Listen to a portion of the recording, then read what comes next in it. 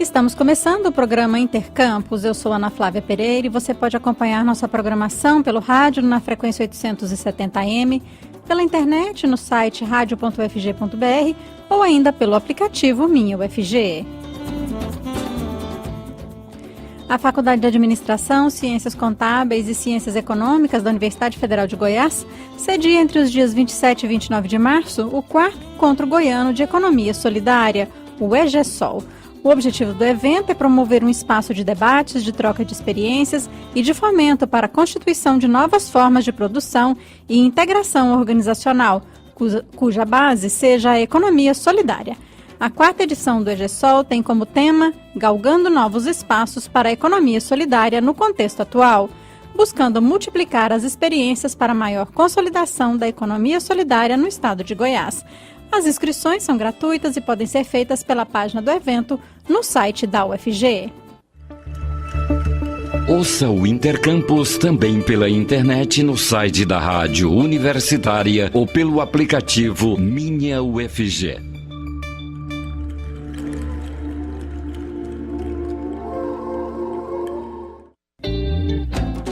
E hoje é segunda-feira, dia da nossa parceria com a Universidade Estadual de Goiás, a UEG.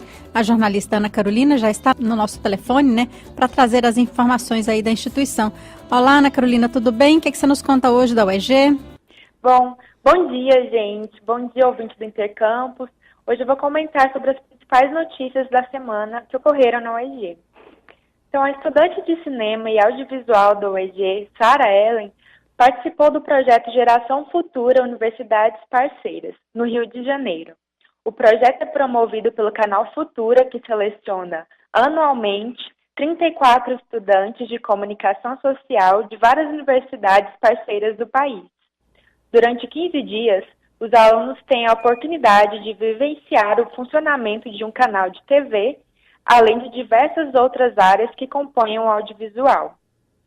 E a UEG, por meio do Inovacentro e em parceria com o SEBRAE, promove o projeto Jovem Empreendedor. O projeto tem como objetivo realizar ações que capacitem os alunos do ensino médio, das escolas estaduais e conveniadas de Anápolis para o empreendedorismo. Nesta fase inicial, o projeto está estruturado em 2 ações. Na Manhã Empreendedora, um representante da UEG e do SEBRAE vai até a escola apresentar aos alunos a temática do empreendedorismo, tecnologia e inovação. A segunda ação é um projeto de extensão do curso de empreendedorismo EAD, destinado aos alunos por meio da plataforma da universidade chamada Aprenda e Empreenda. E no dia 1º de abril, às 9 horas, ocorre o evento Saberes do Alto Xingu. O evento será realizado no estacionamento do campus Anápolis de Ciências Exatas e Tecnológicas Henrique Santilo. A ocasião vai contar com oficinas e roda de conversa, com o convidado de uma etnia indígena do Alto do Xingu. O artista convidado e também arquiteto do povo Camaiurá estará em Anápolis para uma curta temporada. A Noiá é especialista em construção da residência tradicional de seu povo e acumula obras espalhadas por diversos lugares, como o Memorial dos Povos Indígenas de Brasília. Para saber mais sobre esse evento, Saberes do Alto do Xingu, basta acessar o site da UEG, www.ueg.br, na área de eventos. Ana Flávia, por hoje é isso. Até a próxima semana.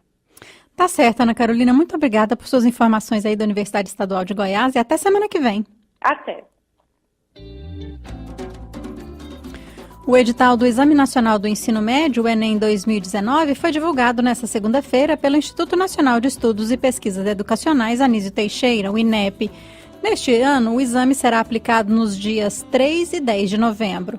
No primeiro dia do exame, em 3 de novembro, serão aplicadas as provas de linguagens, códigos e suas tecnologias, redação e ciências humanas e suas tecnologias.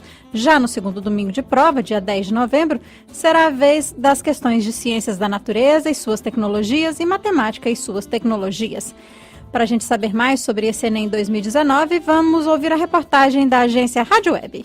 O Instituto Nacional de Estudos e Pesquisas Educacionais Anísio Teixeira divulgou nesta segunda-feira o edital do Exame Nacional do Ensino Médio 2019. A publicação está disponível no Diário Oficial e no site da prova. O Enem será aplicado nos dias 3 e 10 de novembro e as inscrições devem ser feitas entre 6 e 17 de maio. A taxa deste ano será de R$ 85 e podem ser pagas até o dia 23 de maio em agências bancárias, casas lotéricas e correios. Os pedidos de isenção do valor da inscrição devem ser solicitados do dia 1º de abril ao dia 10 do mesmo mês. Nessa edição do exame, os lanches levados pelos candidatos serão revistados. Além disso, outras novidades são um espaço com linhas para rascunho da redação e outro para cálculos no final do caderno de questões. Agência Rádio Web de Porto Alegre, Daniel Fagundes. Estamos apresentando Intercampus. Jornal das 6. De segunda a sexta, 6 da noite. Nas ondas da Rádio Universitária desde 1980. Sintonize. Voltamos a apresentar Intercampus. Recentemente, o jornalista Luiz Fernando Rodrigues Lemes defendeu sua dissertação de mestrado, na qual discutiu o preconceito dentro e fora das quatro linhas, o papel dos jornalistas goianos no debate sobre homossexualidade masculina no futebol. O trabalho foi desenvolvido no programa de pós-graduação em comunicação da Faculdade de Informação e Comunicação da Universidade Federal de Goiás. Ele apontou que os jornalistas não consideram o tema importante e que as práticas homofóbicas nas arquibancadas são manifestações culturais das torcidas e atos naturais no ambiente esportivo. Para nos contar mais sobre o estudo que realizou e a importância do debate sobre a participação de homossexuais masculinos no futebol e o papel dos jornalistas sobre a discussão acerca da homofobia nos estádios, nós convidamos o jornalista Luiz Fernando Lemes para conversar com a gente. Olá, Luiz Fernando, obrigada por aceitar nosso convite. Olá, Ana Flávia, é um prazer conversar com vocês e com todos os ouvintes da Universidade. Então, Luiz Fernando, por que você decidiu pesquisar, esse posicionamento dos jornalistas aí sobre homossexualidade no futebol? Eu comecei a pesquisa ainda na graduação, onde eu sempre foquei no futebol. Dentro do programa de mestrado, conversando com minha orientadora, Ana Carolina Temer, as pesquisas prévias em relação a questões envolvendo a cidadania me mostraram que existia uma lacuna em relação aos estudos relacionados à homossexualidade no futebol, principalmente envolvendo opiniões de jornalistas e também pesquisa em relação à comunicação no futebol que abordasse o tema da homossexualidade. Foi onde eu achei interessante, acabei propondo para a minha orientadora e acabamos seguindo durante esses 2 anos estudando sobre o tema. Luiz Fernando, esses profissionais, os jornalistas, eles poderiam aí contribuir para a gente ver menos situações de homofobia nos nossos estádios? Essa foi uma possibilidade de estudo do seu trabalho? Eu acho que a grande contribuição que poderia ser proporcionada pelos jornalistas é colocar esse tema em discussão. Infelizmente, nós vivemos uma situação em que a questão da homossexualidade no futebol ainda é silenciada. Então, há essa necessidade de se debater, colocar em discussão, enfim, ouvir não apenas as opiniões que são vistas como majoritárias, como as principais já dentro do cenário esportivo, mas também chamar para o debate, por exemplo, os próprios homossexuais que gostam de futebol, ou chamar especialistas no assunto que possam debater sobre esse assunto. Infelizmente, um dos principais equívocos que foram constatados durante a pesquisa é que há uma percepção dos jornalistas de que a importância acontece no futebol, acontece principalmente naquilo que acontece dentro das quatro linhas, enquanto que aquilo que acontece ao seu redor acaba sendo silenciado, como, por exemplo, essas manifestações que podem acontecer na torcida. E elas acabam sendo só percebidas quando rompe algum tipo de naturalidade dentro do cenário futebolístico, como, por exemplo, os casos de violência que vemos em inúmeros casos no futebol brasileiro. Parece que no futebol, Luiz Fernando, mais do que em outras modalidades esportivas, as perseguições e preconceitos aí aos homossexuais são mais intensas, não é isso? Por que será? Bom, o futebol é visto como um espaço do homem para o homem, com um meio muito virilizado e que essa característica clara da heteronormatividade masculina, ela acaba sendo muito expressiva nesse cenário. Dentre as modalidades esportivas, é aquela que mais tem repercussão no nosso país. É o esporte mais praticado e também aquele em que o ouvinte, o telespectador acaba acompanhando com mais ênfase. Porém, há também manifestações homofóbicas em outros esportes.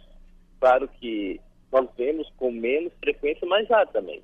É o caso, por exemplo, aconteceu em 2011, um exemplo bastante divulgado, com boa repercussão na mídia, de caso de homofobia envolvendo um atleta homossexual no voleibol, né? Inclusive, durante a entrevista, alguns jornalistas esportivos relataram que alguns atletas do próprio voleibol acabaram sendo perseguidos e não sendo convocados para a seleção justamente pela questão da sexualidade. Então, a questão, nós percebemos mais no futebol, porque é algo bem mais evidente, que tem uma repercussão maior, mas o que também não significa que não possa existir em outras modalidades esportivas.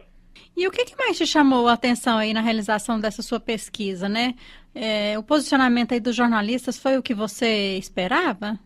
Bom, em parte sim, mas me surpreendeu mais o fato de que a maioria uma boa parte falar que esse tema não é tão importante para o futebol. E aí volta naquela situação que acabei abordando, de que muitos jornalistas acreditam que o futebol é um espaço voltado apenas para o que acontece dentro das quatro linhas. O que seria um equívoco, porque o futebol, como uma construção sociológica, envolve, enfim, diversos atores nesse cenário, que inclusive acontece fora das quatro linhas, ou seja, aquilo que não interfere diretamente no resultado da partida.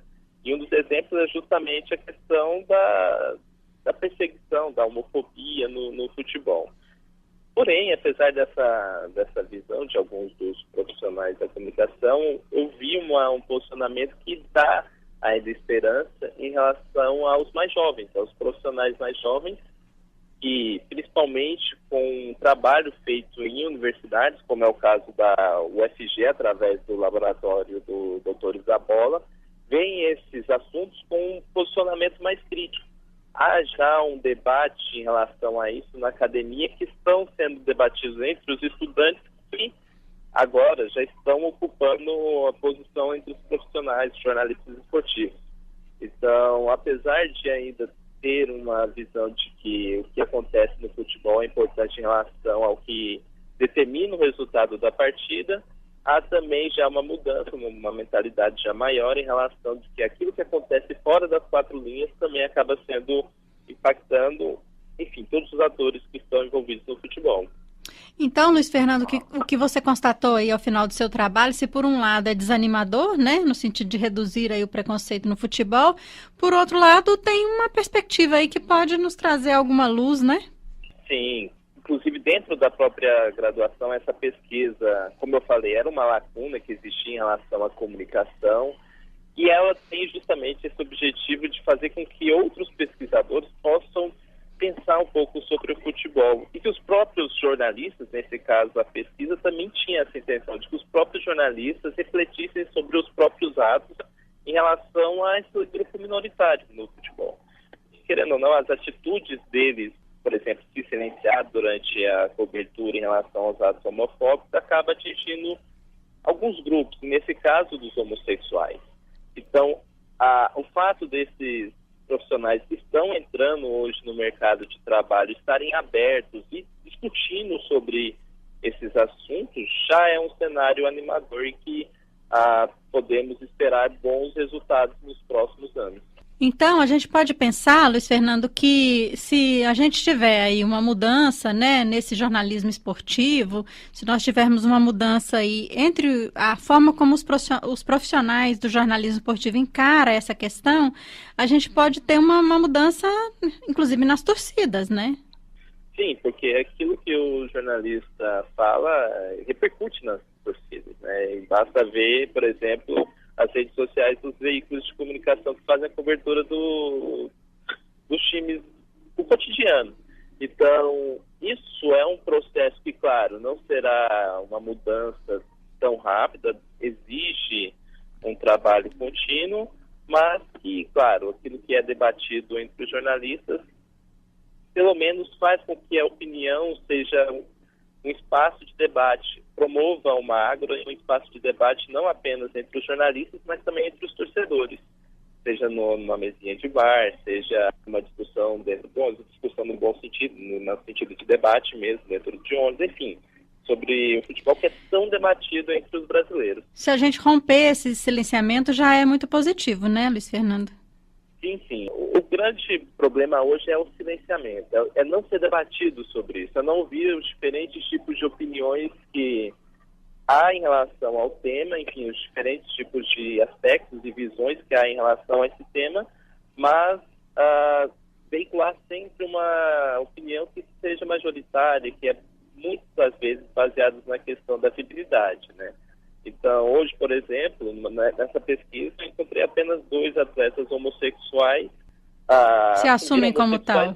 Isso, como tal, durante a carreira profissional. Inclusive, um já se aposentou porque não conseguiu se manter no futebol profissional e o outro acabou sempre jogando em times de pequena expressão. Não sei a questão técnica se impactou, mas havia já uma perseguição em relação a esses 2 casos que influenciaram em suas carreiras. Então, isso impacta diretamente na questão cidadã dos profissionais, por exemplo, na questão de busca pelo emprego que eles tanto desejaram, porque esses profissionais que são homossexuais, eles têm 2 caminhos. Ou eles se assumem como homossexuais e acabam sendo perseguidos por esse posicionamento, ou eles acabam se submetendo à postura, ao comportamento que é aceito dentro do cenário do futebol, mas não podem ser aquilo que eles realmente são, e acabam sendo se submetendo a essa pressão do futebol. Então, é necessário que esse silenciamento seja rompido para que profissionais que estão nessa situação, nesse dilema, possa praticar a sua profissão da forma como eles se sentirem melhores para praticar. Afinal de contas, né, Luiz Fernando, o que tem a ver a opção sexual com a carreira esportiva da pessoa, né? Sim, claro, ainda tem essa questão, né, de que isso não impacta de maneira alguma em relação ao desempenho dessas pessoas, né, na profissão. Em maio próximo, né, Luiz Fernando, haverá um evento aqui em Goiânia cuja temática é o futebol para a paz e a inclusão. O objetivo desse evento é romper aí com preconceitos e exclusões, como as provocadas aí pela homofobia? Sim, é um dos casos. Claro que o evento ele aborda aspectos bem mais amplos, né, inclusive mais porque o futebol hoje ele tem esses aspectos de inclusão. O principal objetivo do esporte é a inclusão e fazer com que os diferentes possam se conhecerem, enfim, se envolverem, né? Então, esse evento ele tem um objetivo maior do que, obviamente, só apenas discutir a homofobia. Ele tem o objetivo de envolver os diferentes atores que envolvem no futebol. Para isso, está aberto ao evento para toda a comunidade, mas tem o seu público-alvo, as torcidas organizadas, os torcedores comuns, os próprios policiais que participam do acompanhamento dos jogos, enfim, a imprensa, os diretores dos times. Enfim, é um aspecto para promover a inclusão social dentro do futebol e, claro, apresentar os diferentes tipos de possibilidades dessa inclusão no cenário do futebol goiano. Inclusive, o professor que está promovendo esse evento, o professor Fernando Segura Trejo, ele tem uma experiência internacional e irá trazer exemplos dessa experiência que ele tem como possibilidades para poder ser implantadas aqui no nosso cenário, no nosso respectivo estado. Tá certo, Luiz Fernando. Muito obrigada por sua entrevista e parabéns aí pelo trabalho que você fez. Obrigado e foi um prazer conversar com vocês. Essa foi a participação do jornalista Luiz Fernando Rodrigues Lemes, que nos contou sobre sua dissertação de mestrado, na qual discutiu o preconceito dentro e fora das 4 linhas, o papel dos jornalistas goianos no debate sobre homossexualidade masculina no futebol.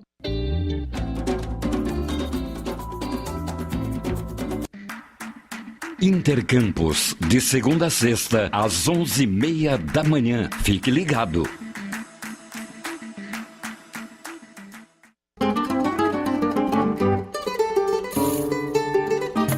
Na Universitária tem Sintonia do Samba. Todos os sábados ao meio-dia, aqui na Universitária, a rádio da UFG.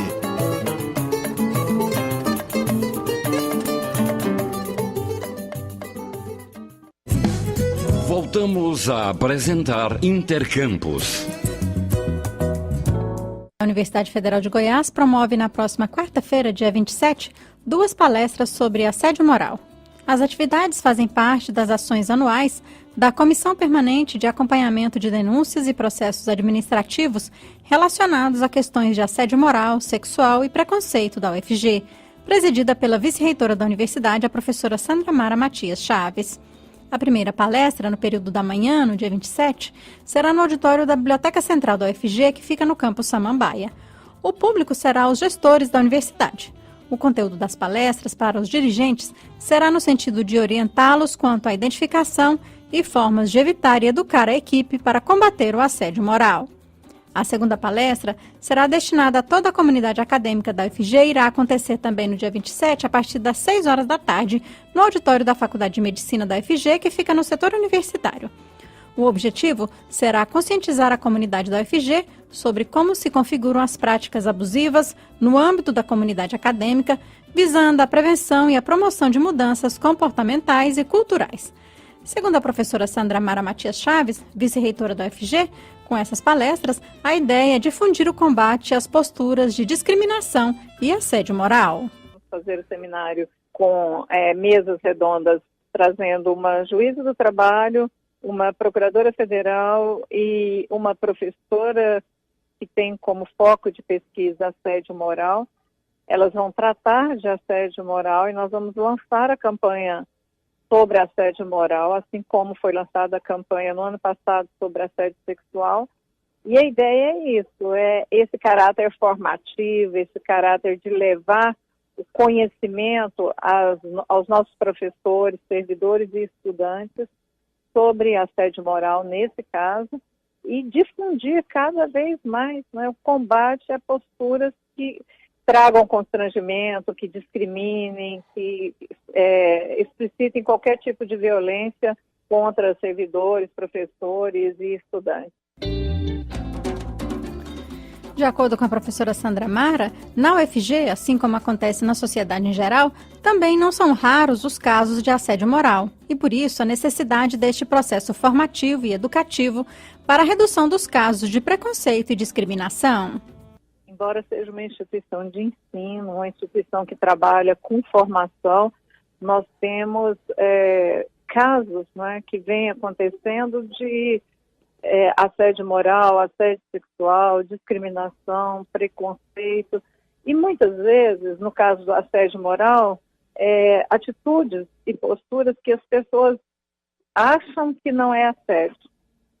Assédio sexual também, muitas vezes posturas e atitudes, comportamentos em relação a mulheres especialmente, que as pessoas, não, mas isso é uma brincadeira, mas na verdade, muitas vezes são brincadeiras que discriminam, que rotulam, né, que constrangem, né? Então, o trabalho da comissão é ir às unidades acadêmicas, é promover seminários, promover discussões, levar informações do que caracteriza cada uma dessas formas de assédio e preconceito e trabalhar no sentido de minimizar isso, não é? Porque uma coisa que eu tenho dito muito no âmbito da comissão, como presidente, é que a universidade ela não quer trabalhar com ações já com o fato ocorrido.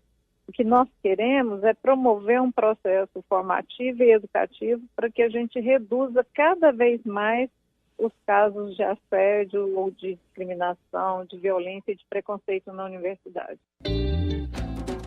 A vice-reitora da UFG explica que esclarecer sobre os aspectos que envolvem o assédio moral é importante porque muitas vezes as pessoas pensam que se trata de uma brincadeira, quando na verdade é preconceito e discriminação.